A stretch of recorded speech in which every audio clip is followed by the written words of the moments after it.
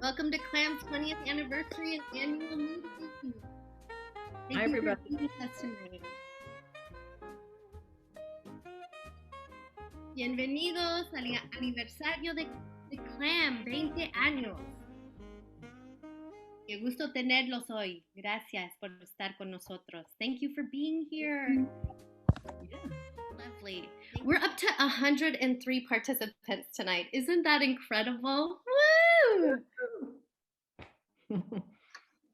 I must admit, there's nothing like CLAM to get people really excited. It's one of my favorite organizations, and it looks like, by the looks of it, it's a lot of people. Estaba diciendo que CLAM es una de mis organizaciones favoritos. Ahorita estamos con 105 participantes hoy de noche. Es increíble, increíble. Hoy día es un día de celebración. Today is a day to celebrate. Thank you so much for being here. We're excited to have you. There's been a lot of thought put into this program tonight, and I am just in awe of the organizers and of CLAM, and just the thought that went into making this accessible. So really excited. The agenda is jam-packed. We have a lot to talk about. We're going to start with, of course, celebrating community-based housing solutions. We're going to hear updates from CLAM, what they're doing to create homes throughout West Marin and the community, as well as hearing about the progress at the Coast Guard. So I'm sure everybody is excited to hear that. We're also going to be honoring longtime leaders and welcoming new leaders into leadership at CLAM, which is really also a very exciting thing to be a part of. We're going to thank outgoing members. We're going to celebrate some really amazing names in our community: Susan Scott, Jorge Martinez. So really glad to be in community with you tonight for that. Lastly, we're going to do the ubiquitous Zoom screenshot. And so I hope that you got the message to make a little paper with your wishes for CLAM, for CLAM's next 20 years. And we're going to be holding that up all together at the end. So stay to the end so you can be part of that iconic Zoom picture. It will definitely mark the times, won't it? So thank you. And we are going to go right into the program. And I would love and am honored to present Maureen Cornelia, Board President of CLAM. Good evening and welcome to the CLAM annual meeting. I want to thank you for joining us this evening, and on behalf of the CLAM board, to welcome you to this celebration of CLAM's work. What a year this has been. As we've come out of COVID, we're still facing challenges on jobs, in our community, the challenges of creating housing, all of which has really involved people like you supporting our work. We have people who have stepped forward to support CLAM's Rental Resilience Fund this past year, which enabled our residents to stay in their homes and not worry about losing that level of security. We also had an exciting event last April when we won the development bid for the Coast Guard neighborhood. And now we are actively underway with work to bring that neighborhood forward to fruition. You're going to hear a little bit more about that later on in the evening. You know, CLAM was founded with the fundamental principle of creating homes within the community, and that still remains a very important focus for our work. We want you to learn what we're up to now on that front, and you'll hear a little bit more later in the evening. So this is an annual membership meeting, but it's a celebration of you, our community, that has made our work possible. And I hope you've all seen the great banner that is stretching across Highway 1, inviting people in the community to join CLAM. If you're not yet a member, I hope you will become one, and encourage your friends to do the same. And if you are a member, I encourage you to think about making a donation or increasing your level of support to CLAM, all of which is going to make our work more possible in the coming months and years. And now I want to just take a moment to take you into 20 highlights from CLAM's amazing 20 years of work.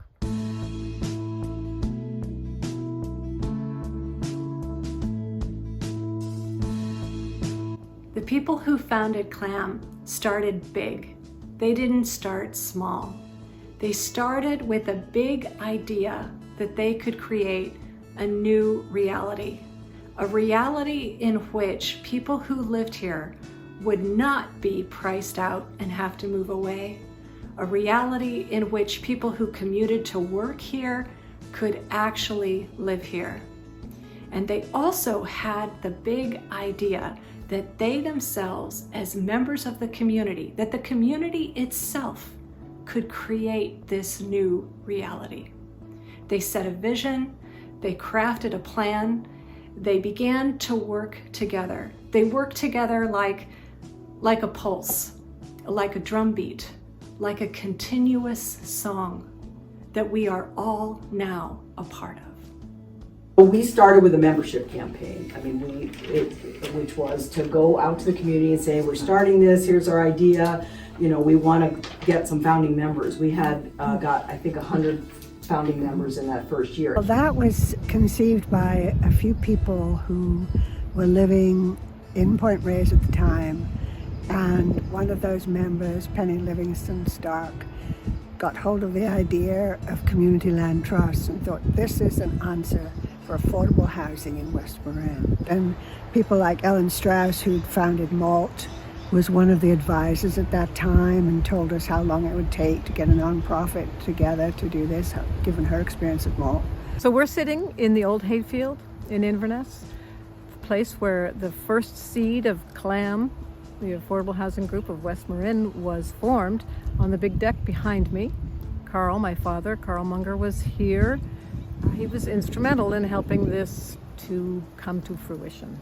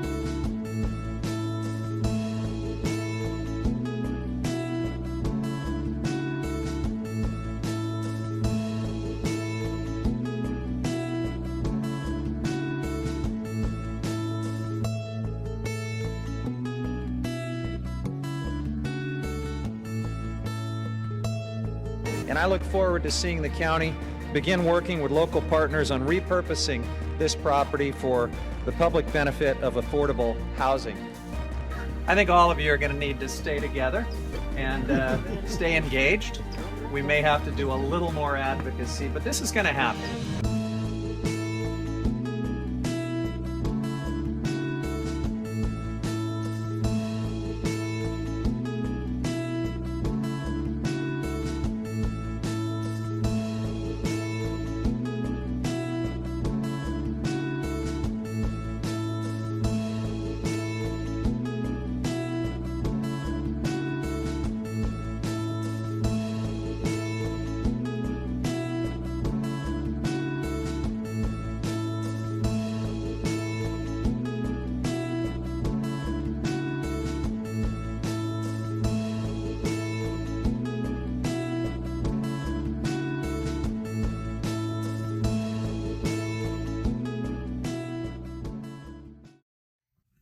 In West Marin, junior second units, or JDUs, are the most feasible way to create more affordable homes. Junior second units differ from regular second units in significant ways. Junior units are created by repurposing an existing bedroom in a home. A separate entrance and kitchenette are added to create a studio apartment.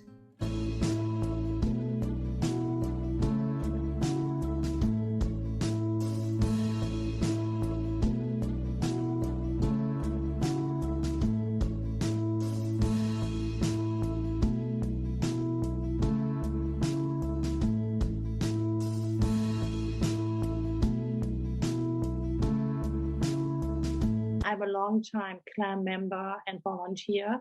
And the reason I support CLAM is that I'm so impressed with the diverse ways in which CLAM finds ways to create affordable housing for local workers and families and our seniors. I've been particularly excited about the project of the Coast Guard being turned into an affordable neighborhood. And to help with that and to inspire others to do the same, I decided to give to CLAM some land on which my house burned down in the Mount Vision fire of 1995. And I asked that the proceeds of the sale be used as seed money for a capital campaign for the Coast Guard. The property sold very quickly, and I'm hoping that my initial gift will encourage others to be very generous in their donations towards the Coast Guard project in order to give hope to the many families who really need decent local housing and to keep this beautiful place where we live affordable and diverse forever.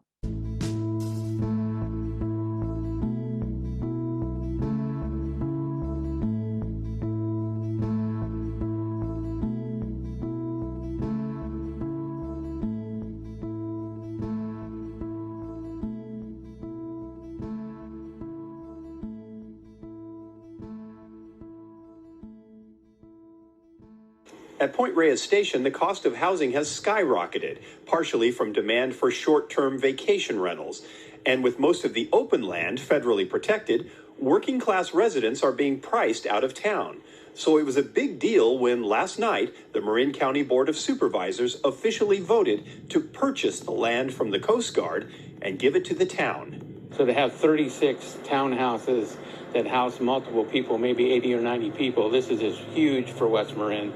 The property will likely be owned and protected by the Community Land Trust Association of West Marin, or CLAM, which will maintain it as affordable housing. You know, in the larger urban area, 36 homes sounds like it's very small. To us, this is huge. And this is actually the biggest opportunity to create affordable homes that West Marin has ever seen. CLAM's director says it's possible that more units could be added to the land in the future, but even the 36 homes will mean a lot to residents who fear gentrification is changing the feel of the town. Having a house or something stable here, it really allows people to grow the roots in the community, people to participate more and give more back.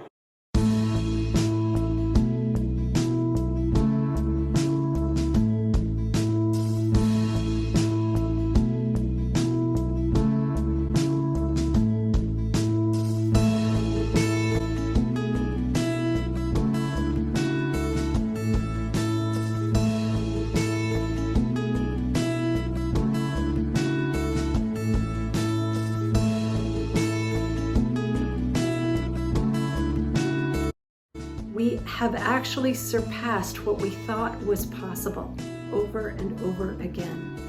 In 20 years, CLAM, the community, now owns 20 homes. We've worked with homeowners to create an additional 25 homes, and now with the Coast Guard neighborhood, maybe even 50 more. And guess what? It's just the start. 20 years is just the start.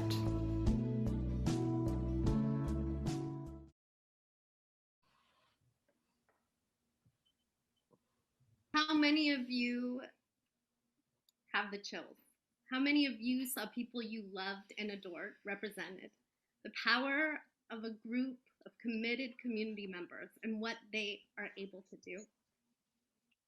I want to give us a little bit of time to put some of what resonated with you in your conversations in small group in our chat.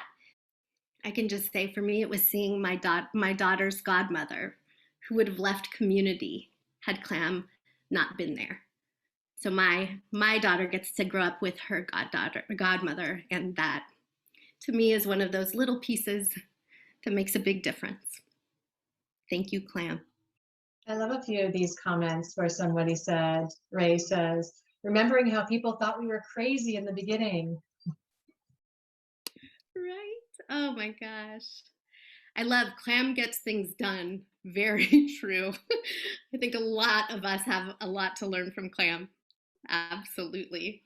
And how CLAM was able to change housing tax law. That's amazing, Susan Scott. The next part of our program, we're going to be looking at new thought partners, board members, and getting to know them a little bit better. And so I have the honor of presenting Corey Ohama, CLAM board member, as she introduces the candidates. Take it away, Corey. Hi everyone, I'm here to talk about our board elections. Our annual meeting is a time for us to come together as a community, and it's also the time that we elect our new board members and vote on any changes to our bylaws. But before we get into the election, I just want to take a moment to recognize two of our longtime CLAM board members who will be ending their terms as of this meeting, Nancy Vanger and Carrie Livingston. Nancy has been a staple of our CLAM events committee. She's the one who's made the delicious clam chowder that we've enjoyed at our in-person annual meetings. She's also headed up the newly created DEI committee. And she's also an incredible writer who came up with the slogan, "Affordable homes make a rich community." Carrie Livingston, as the chair of our board development committee, has recruited many of our current board members, including me. She's also an incredible outreach person for CLAM, connecting people to CLAM through her conversations at the post office, at her work at the library, and at her grandkids' t-ball games. So Carrie and Nancy, thank you so much for your longtime commitment to CLAM. And now I'd like to introduce two new candidates for CLAM's board of directors, Carol Whitman and Steve Antanaros. Both Carol and Steve bring a wealth of experience and a strong sense of community to CLAM. And now we'll hear from each of the candidates. Hi, my name is Carol Whitman, and I've been nominated to be on the CLAM board. I'm really excited about that because I think what CLAM does is amazing. I was a renter for many years out here, and was always losing my home because of it. And then CLAM's come along and made it much more, people much more secure in their housing. What do I want you to know about me is I moved here in 1971, and I've been here on and off ever since. I was a school bus driver for West Marin School, and I was one of the founding members of the Point Reyes Clinic, which is now the Coastal Health Alliance. And what I bring to the board, I think, is an organized mind for the most part. And I'm willing to fundraise. I kind of am looking forward to that. I can fundraise when I really believe in something. And I was able to fundraise last year for some political campaigns because I believed in the mission of the organization, and that's how I feel about CLAM. Well, I'm very honored to have been invited to be on the board. CLAM has always been a innovative organization that I've been interested in, and so now being invited to be on the board gives me the opportunity to be very active in it, and I'm looking forward to that. I'm an architect by profession for the past 40 years, and I have also simultaneously been working in communities that I've ended up living in. Two of those were in San Francisco, in Bernal Heights, and then in Dogpatch, and both of those organizations I was involved with were in challenging development situations where pressures for either gentrification or massive upheaval from new development was raising concerns in the community, and I've joined in those kinds of situations a lot. So I have a lot of experience in community meetings and dealing with challenging projects along long time frames for development, and I enjoy it. So I embrace the challenges. Thanks, Carol and Steve. Now it's time to vote on the candidates. We also have a proposal to amend our bylaws to increase the number of board members to a maximum of 18 from the current 15. So congratulations, Carol Whitman. Congratulations, Steve Antoneros. And thank you everyone for approving the bylaw change. Welcome to the CLAM Board of Trustees. And thank you again to Nancy and Carrie for your incredible service. I've so enjoyed knowing you these last several years. And I know that you're not gone from the board, or you're gone from the board, but not from all the wonderful work and effort that you put into CLAM and our mission here. Now I'd like to take a minute to give an update on the Coast Guard. It's so nice to see everyone here tonight, and thank you for joining us. It's fantastic to see so many people. For the next few minutes, Kim and I will share some project updates about the Coast Guard. And as you know, the Coast Guard neighborhood in Point Reyes Station was home to Coast Guard officers and their families for over 40 years. On the property, there are 36 townhomes, a dormitory building that housed 24 people, a dining hall, sports courts, a playground, and a lot of green space. It was an active neighborhood until about 2016 when it was decommissioned because the Coast Guard no longer needed officers to live there.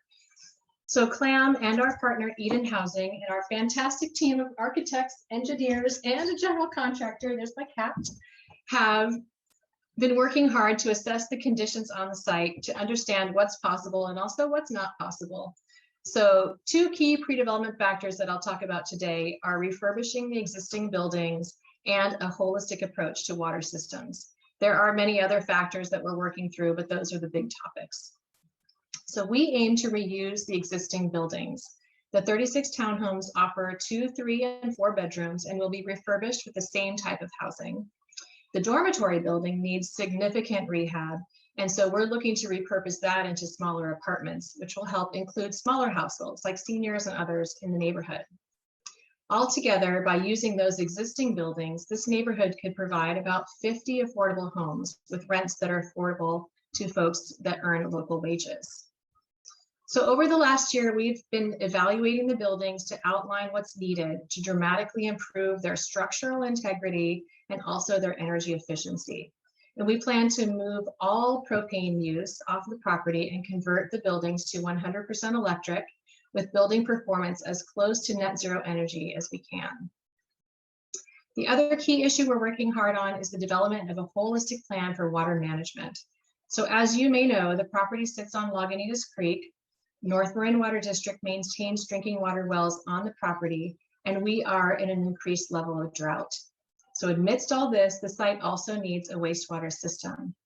We're taking a coordinated approach by working with regulators, with our engineers, and our landscape architect to design a water holistic system that integrates gray water, regenerative landscape design, and conservation measures. In a moment, Kim Thompson will talk about neighborhood design meetings that we will host this summer. But before that, I want to share one last thing, and that is the big question: how long is this all going to take?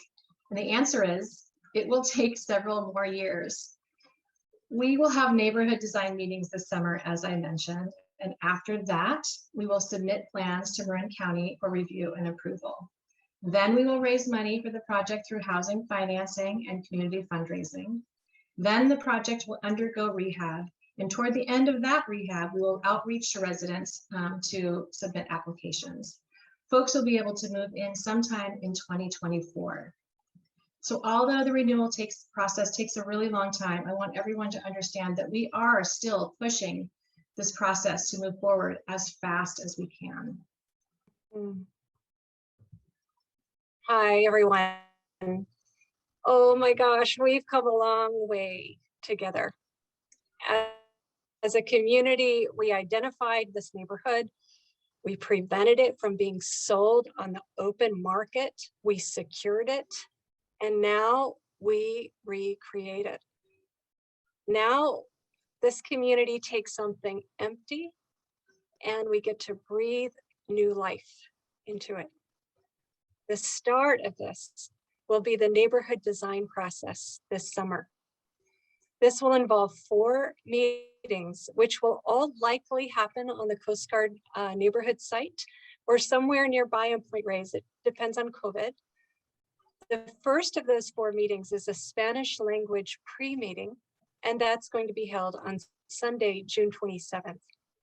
And then the next is a series of 3 bilingual meetings in July and August.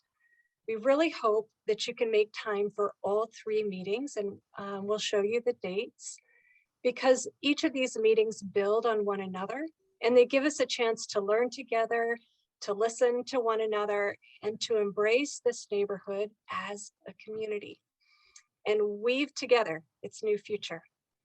We know that you have a lot of questions, and we'll take a few now, but also we will have plenty of time this summer to have discussions and to answer questions for all the ones that we can't get to today. And you can see that the meetings are posted up online now on the screen, and we'll also be sending these dates out to you. So some time for questions. You know, you could put your questions in the chat.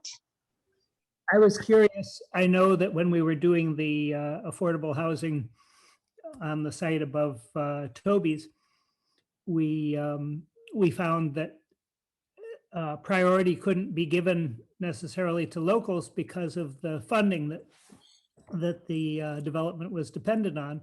And I wonder what kind of strategy do we have to make sure that it takes care of a lot of locals as well as possible outsiders? Yeah, I'm happy to answer that. Thank you for the question. So I know that housing for locals is a really key factor that a lot of people are thinking about on this property, and also, you know, throughout West Marin. And we're experiencing a lot of displacement in the community right now. Folks are losing their homes for a myriad of reasons, and that's really distressing, not only to families, but it's also really upsetting to the school population and to businesses maintaining their employees. So it's important to really think about how do we take into account the needs of local workforce and also be really inclusive. As you may know, Marin County is a is a county that has the least amount of diversity in it nationwide. And so it's really important to think about how we can accomplish both the goals of inclusion and also providing housing for folks that are working and living in the community. So we have not yet completed our tenant plan, but what we do know is that we will market and outreach to the community as broadly as possible. We will make sure that folks know when the applications are available, and we will make sure that people have the resources they need and the support they need to apply. We will also market the opportunity for housing broadly, both in the community and in the surrounding counties. So there are a few questions in chat. I'm just going to read them, Stacy and Kim, and then you can answer them all at once. And we only have a couple more minutes. So one is, what is going on with the wells on the property? And will we qualify the project for Section 8? And then David Morris has his hand up. So why don't we answer the ones that are entered in chat, and then we'll see if we have time for David. Great. So I can take the Section 8 question first because it relates to the prior question, and that is, we have not aligned our financing just yet, but we have been having conversations with the Marin Housing Authority about getting Section 8 vouchers at the site. So our goal in our original plan was to have at least 8 Section 8 vouchers, but there is a competitive process to receive those vouchers from the Housing Authority. So we will be working on that. And then the second question is about what is happening with the wells on the property. We are in conversation with North Marin Water District, and I understand that the Water District values those wells and intends to keep them operational into the future. David Morris, do you want to ask a question out loud? Sure. Am I muted, or can? I can hear you. Great. It's a short question. That CLAM has been designated developer. That's what the bid was about. What about the ownership issue? What are the next steps for that, and what is CLAM's vision in terms of the ownership of the land and the buildings? Yeah, thank you. So in our proposal to the County of Marin, we clearly stated that CLAM as a community land trust intends to own the land and to steward the property into the future for the community. In our arrangement with Eden Housing, we've engaged Eden as our development partner. And so the housing on top of the land will be owned as a joint venture between CLAM and Eden. That's our intent. So as we move forward with County of Marin, we will negotiate a land transfer that will hopefully bring the land into full ownership with CLAM. That's something that's upcoming that'll probably be occurring in early 2022. Have more time to answer and ask questions. Certainly at that first, well, at all the community, at all the neighborhood design meetings, but certainly at the first bilingual meeting in July, we're going to have time for a deeper dialogue around the really important questions related to the site. And we do look forward to our conversations in July. And now next on the agenda, I'd like to introduce one of our wonderful board members, Elvira Chachny. Living in this community is not easy. I don't own anything, but that doesn't mean that it's not possible. I became a member of CLAM because I thought that I could help around the community.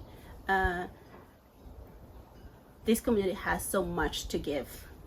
And I'm here today to invite you to enjoy CLAM.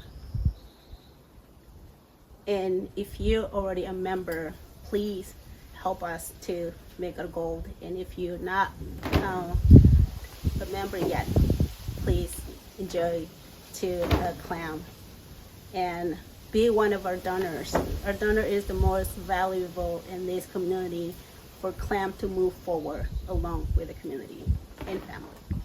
Estoy aquí para invitar a la gente a la organización de CLAM y hacer una donación. No tiene que ser un número grande. También para ser parte de CLAM como un donante. Es muy importante que nosotros podemos apoyar a la organización de CLAM y así ellos también miren que también estamos parte de esta organización que queremos apoyar, que estamos aquí, que nos importa. Así que por favor sea parte de nuestra organización de CLAM, contribuya con lo que usted puede dar, siempre es contable. Gracias. I know that there is very keen interest in our work to revitalize the Coast Guard. We also want to share information about the critical work that we are doing to create additional housing. CLAM's mission has always been about creating affordable homes in West Marin in an environmentally sustainable way, and in making sure that these homes are knit throughout our neighborhoods. You'll now hear from Ruth Lopez, CLAM's program manager, who will explain how we're expanding this critical work at this time with a group of programs that we're calling Community Housing Solutions. Community Housing Solutions is kind of like a tree with 4 branches. One branch is bequests. Some people have donated their homes to CLAM in their will, ensuring that their home will benefit the community as affordable housing long after their life. Another branch of Community Housing Solutions is an age-in-place program that we've been developing. We have a couple of elders who are considering entering into a retained life estate with CLAM. In a retained life estate, the homeowner transfers the deed to CLAM, but retains the right to live in the home for the rest of their lives. A third branch of Community Housing Solutions is accessory dwelling units and junior accessory dwelling units. Over the past several years, we've helped 24 homeowners create a rental space in their home and set rents at reasonable levels. A junior accessory dwelling unit is basically a bedroom converted to a studio apartment. And last but not least, the fourth branch of Community Housing Solutions is co-ownership, co-housing. So I have at least a dozen households interested in acquiring property together as tenants in common, or TIC. Acquiring property together makes a home ownership much more affordable. And now you'll hear from a local homeowner who's made a bequest to CLAM, leaving her home to CLAM in her will, yet also structuring it in such a way that she meets the needs of an heir that she wants to take care of. I was interested in showing you this house because this is the place where CLAM started. I had bought it as my retirement plan, but the first people who rented it got together with some other friends and developed the concept of CLAM here. But it's sort of right up my alley because it's the sort of thing I'm interested in too. The thought came to me that it would be important in this particular area because it's mixed commercial and residential, so it could be housing or an office or whatever. And when I leave the house, I've made arrangements for CLAM to take it and keep it as affordable housing forever, essentially. This year, we want to pay tribute to 2 board members for their longtime contributions to CLAM, Susan Scott and Jorge Martinez.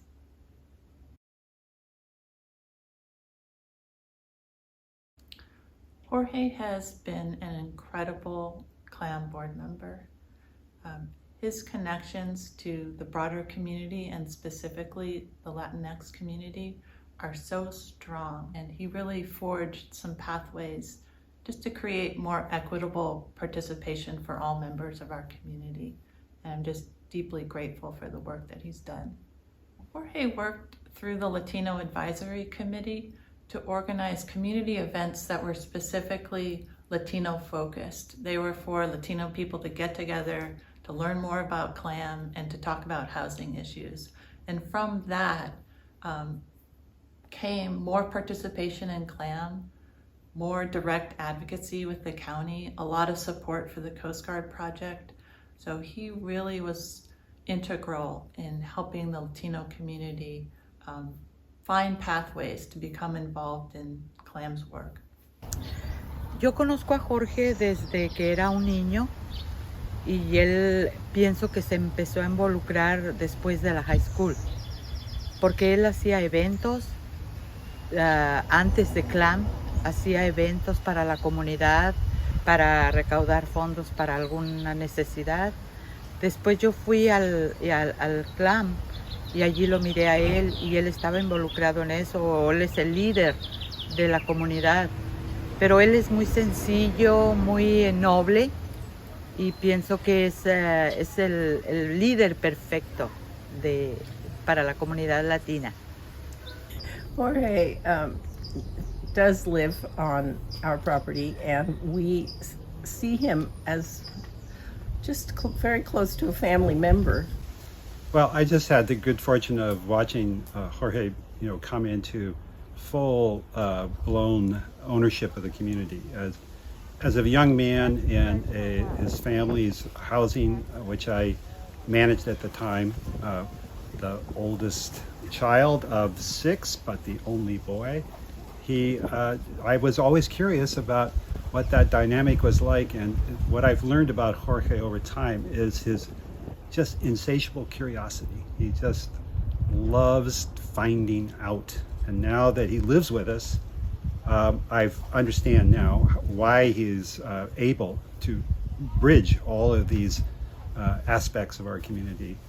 And he obviously is very concerned about how to foster the Latino community here as well as the rest of the community. And housing, of course, is the venue for that for him.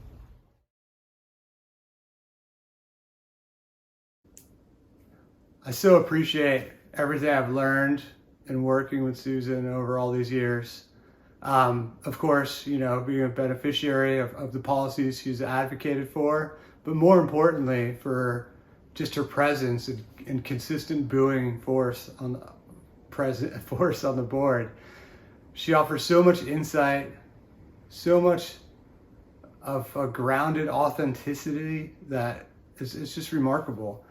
Coming to the board kind of green, not really finding my stability, always looking around at the different voices and how they participated. Susan's one that I always was pulled towards. that I always wanted to hear more from.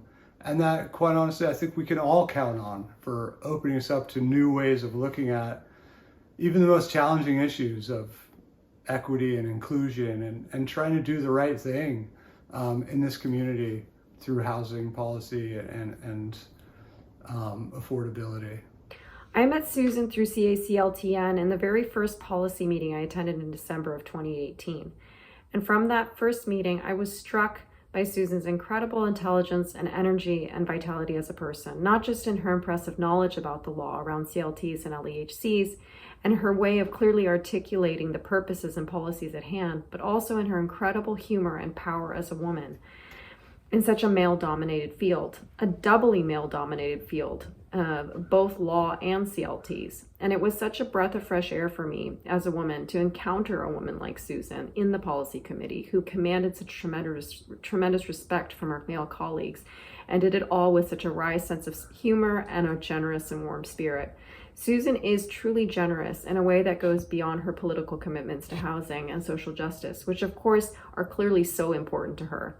And from that time that I met Susan in 2018, she really made me feel that she was taking me under her wing. She taught me so much about CLTs and LEHCs, but beyond that, she encouraged me to speak up at meetings when I wasn't sure of myself, and continued time and time again to find ways in which she could lift me up into leadership positions. So I started working with Susan on the policy committee of the Community Land Trust Network. That was shortly after there was a bill that had been passed 2018, which changed the way that property taxation was assessed to homeowners in the CLT, which I am one. The kind of ongoing implementation of that was really challenging, so just getting it passed was the first hurdle to like an incredibly long struggle to really fix loopholes and to work with the assessors to try to get them to understand how that should play out, and just a lot of really thankless slogging that had to be done. And it takes a lawyer who's willing to really just sit with the details and continue the work in a steady, ongoing, tireless way. And that is what Susan does all of the time. I want everyone to know what an amazing woman and leader and policy expert Susan is, because her work has been absolutely crucial on the statewide level. Hi, everybody. Glad to see you at the meeting. So I'm up here at a friend's house. I'm out of my town, and I'm cooking a meal. And I was thinking about, I'm preparing a meal, and I was thinking about membership and belonging and how that is like making a meal. I don't know what I have in the fridge and what I might feel like and who's coming to join me. And so I just start by taking the ingredients that I have and putting them together. And pretty soon, collectively, that's going to be just the fava beans alone, the spinach from the Occidental Farmers Market alone, no, together. And I know there's some black beans in there, so I know we have something going. So I think about that, about collecting. That's what we've done. We've come together tonight for a meeting, and I'm here to ask you to keep coming together as individuals. And then I was thinking about when I was a kid and being in the Episcopal Church on Lent, the 6 weeks leading up to Easter, the children would get these, what were called mite boxes, and they were these flattened cardboard things that you would fold up together, and they become a little box with a slit in them. And the idea was to tithe, was to give a little bit of what you had every day for 6 weeks and then bring it together. And so I would give my babysitting money and some of my allowance, and my brothers and sisters would too. And then on Easter Sunday, and I loved these little boxes, and it also felt this thing like, oh, I'm part of a bigger picture that I can't see. I don't know where this money's going, but I have it, and so I can share it. And so that we would do that, and then on Easter Sunday, we'd bring these boxes, and all the little children would come up and put their little boxes, and they would just start adding up and growing like the pyramids, and there'd be all these little boxes up there of these children's efforts to be part of, to know that they they were themselves, but they were part of something that they didn't even know. But it was this community, and then it was more. And I feel like that's who we are and what is possible in terms of membership and belonging to the big wide world, and to the idea that we all deserve or need a home. It's just common sense in order to survive and in order to thrive. And so I was thinking, what if everybody in our village gave 25 cents a day for 365 days, for a year? What would that look like? How much money would that, when, you know, at the end of the year when we had a party and all those little mite boxes came, or your jars full of money, what would that look like? And the same thing. So think about it. Maybe you need to give you can give $100 a day. Maybe $1 a day. Just think about what it is that you need to survive, and then what we all need in order to survive and be together.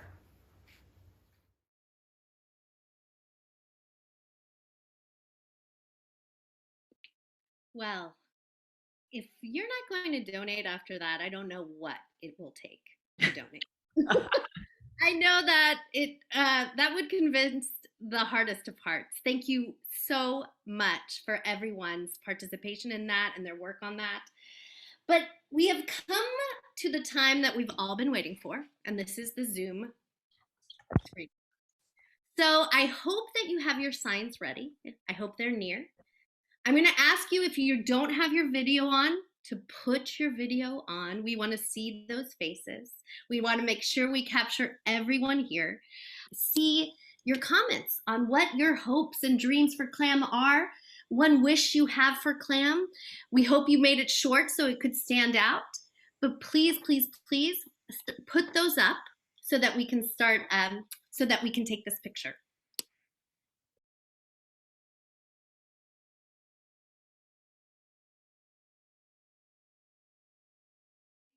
We have come to the end of our program tonight, but we would be remiss if we didn't say thank you to all of those that made this possible. Special thank you to the event planner, our beloved Stephanie Roth.